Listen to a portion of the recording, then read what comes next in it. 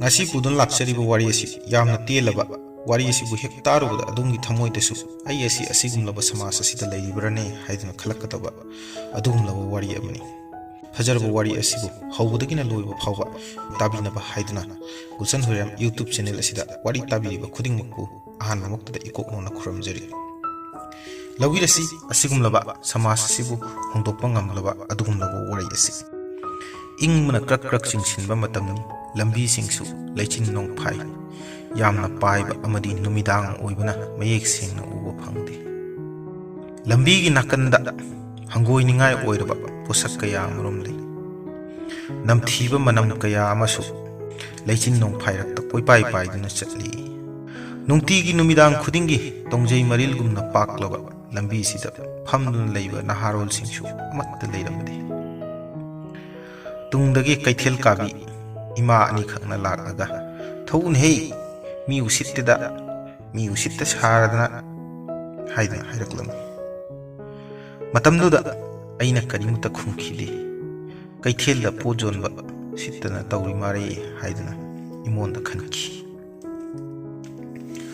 uriba thodoksing ado nungtigi thokpa thodoksingdagi khara tayonana oibagum uba phangi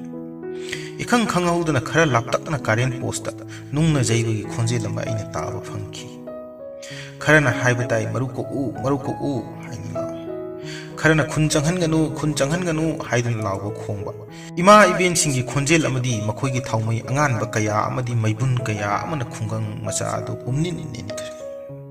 tawriba mong ado karino haiduna prap chatli khara chatlaga naharol mayam amana ichi haina kaunaba ichi mirado masam paiduna chingthoklaga thina taba yadaba wahi kaya amadi yamna hangoi ningai oiba mawongda khungangi ima amana cheiba thengnai aduga mayamna koisinna thina ngangi nachanupina pairiba mobile chatliba sajat asi udabra kaidagi ugani imungda juwar sanarga kanana ugani haiduna khumlagi ima topa amana saraktuda maibun paibi ima amana aingonda hei bungo nangsu debadas oninglabra haiduna hanglagi ima aduna hanglakpa wahangsing ado ai karimata khumkhide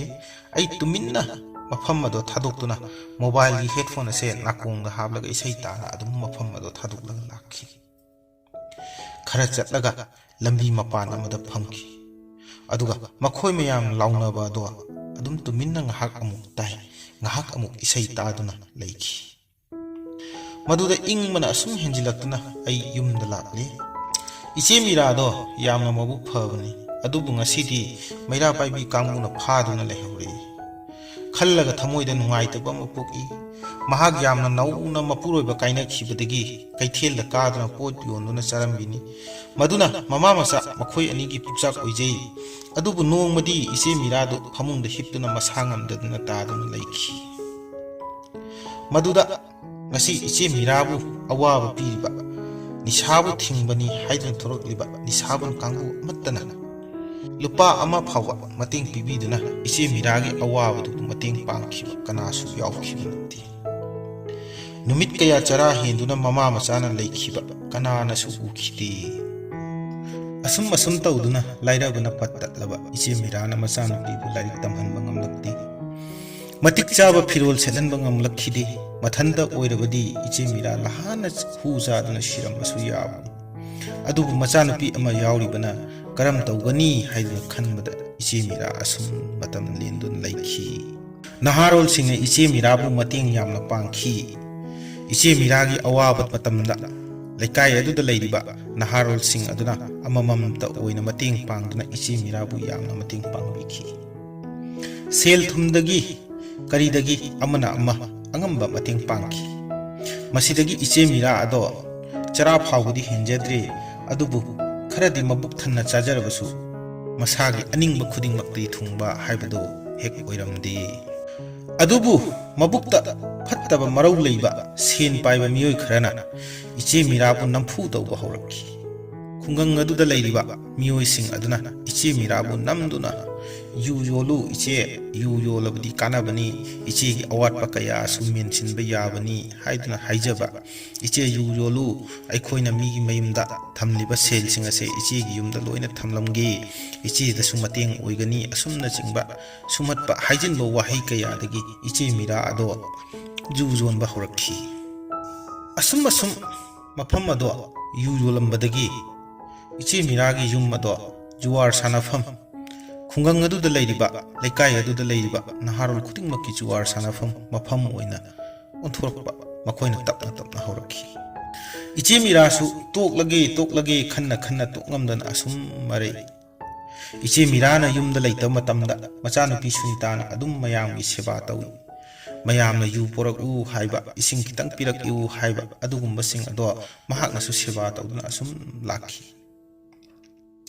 kharani matungda khungang da lakpa mikhulgi naharul kharana fatta ba wari kya lisin biduna khundugi naharul singdo mahu chenba lingum makhoina olhanki masidagi naharul singduna sunita na yu puthoktraba yuar sanabagi phida thadraba thaklaroi haina iche mirada haiba kya haurakhi masigi da makhoina sunita da su tongana sel kya pirami sunita su lairik laisu tamba tokle naharol mayamgi seba oina tawduna leiri nongmadi sen paiba naharol kharana yu thaksillaga ngausinnaduna sunita bu mafi maron chingba khotpa tawduna tawba horakhi maraktudagi amana nongmagi oiba hakchang mari thamlasina haina ka haikhi nupa adugi makhajaida sunita na khubak na thaki masidagi makhoina singnaduna nisaban takpa oirini haiduna ai haujikta ningsingle adubu nisaban kangbunadi iche miragi awaba khangbiba nati sen paiba naharol mangli asini makhoina khalliba imungda yu jonba yuar sanhanba kanana tohningbagi masini nisaban kangbuna khangbidriba iche miragi awaba ju jonba thingadabani haiduna asum lawba tai iche mira mama macha chara hin khiba pidat padat lin khiba macha lairik tamhan bangam khidaba masida kanana phawba jengba lakpi khidaba nungsiba saramba miyoi kya su nungsidaba utpa hauki yumda phawba changlakanu hainaba miyoi kaya masu thurakhi ngasidi law khongduna lakle hima ibin amatta oina khulaw amatta oiba lingjin kaya amadi thauna kaya puduna oktaba naharol kaya aduna takpadagi law khongli lepa leitana maikai sin thungna amatta oina ju jonba thinglo imungda juwar sanaba yaroi asum haiduna ima ibin sing adun lawki Thagat chari matam masigi ima sing na chai hang na khutta maira paiduna thauna phaba lingjin kaya isi miragumba mioi sing da utpi bagidam apat pa phanba ngamdrabani na hakat chaba oina thinglo lairabi konungda pokchabi iche miragumba misak sing na tumin na khangduna laigani ima gi thauna sing sen paiba kangbu sing aduna adum phatraba samas asigi mahik laithung oina adum leheuragan ngaihak lairaga thungan khudingda laudun lakli Hayeng ayuk pung tara taba maktada mira mama macha anibu nisaban aikhoina miyam mangda puthok laga maru kokani mayam matam chana lengbira u haiduna hairo hayeng dagidi iche miragi jumduna harol tillaroi tilluragani iche miragumba phibamna yadaba amagi sangaidam aduga iche miraga sunitaga na phanglagani chairak imungda juwar sanahanba amadi yu yonbagi aduga bhabok oiduna makhoibu yenglaga khubak khugani nokani ngasidi samas asida leiriba hakchangda saru jawdraba jibaga changdamnaba yaraba amri mamit mamaida samas asigi amuba anok upliba hairabasu yaba mioi kayana mit kuppa leida adum jeng hauragani somda langnari ngaida amarom dasu langnaba tai masak khangdaba mioi ama laptakna lambi gi nakanda taduna leire kanano yengolaw haidun lawnaragi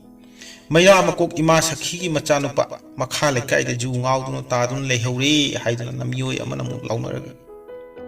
ima sakhi di mayang gi seba matik chana tawwa matik chaba maira gi secretary ni adubu machana nungti haukhundagi yu thaktuna laklaga mi gi thonga na lawba khongba kaya tawba numit matani saban kangbuna ubide paisa puraga oktabi singa matam lenba kanana su ukhide